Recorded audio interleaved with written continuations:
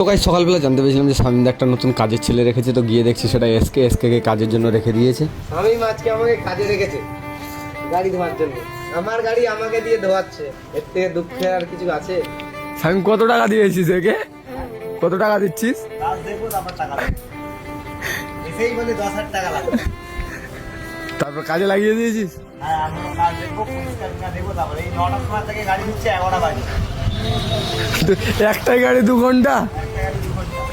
তো গাইস কাজের নতুন ছেলেটাকে দেখে আসার পর দেখছি রাস্তা দিয়ে ইনুজদা যাচ্ছে, তো তাকে রাস্তা দিয়ে ধরে বললাম আমার দাড়িটা কেটে দাও। সে বললো না এখন কেটে দেওয়া যাবে না। তো তারপরে গাইস ইনুজদার সাথে আর কি ফাইলাম মারার পর আমি আর এসকে আবার বেরিয়ে গেছিলাম একটু কাজে। কাজ সেরকম ছিল না, একজনের সাথে দেখা করার ছিল গাইস, তো তার সাথে দেখা করলাম। দেখা করার পর আমরা চলে গেছিলাম চা খেতে। তো চা খেতে গিয়ে গাইস আমি আবার ভিডিও বানাচ্ছিলাম। তো এসকে দা বললো যে সকালবেলা তো বানালি ভিডিও, আবার এখন কেন বানাচ্ছিস? তো আমি বললাম যে আমাদের পেজের অবস্থা খুব খারাপ, ভিডিও না দিলে ডাউন হয়ে যাচ্ছে, তো আমাদেরকে সেই কারণে এখন দিনে 2টো করে ভিডিও দিতে হবে। তো সেই কারণে আমি আবার দিলাম একটা ভিডিও।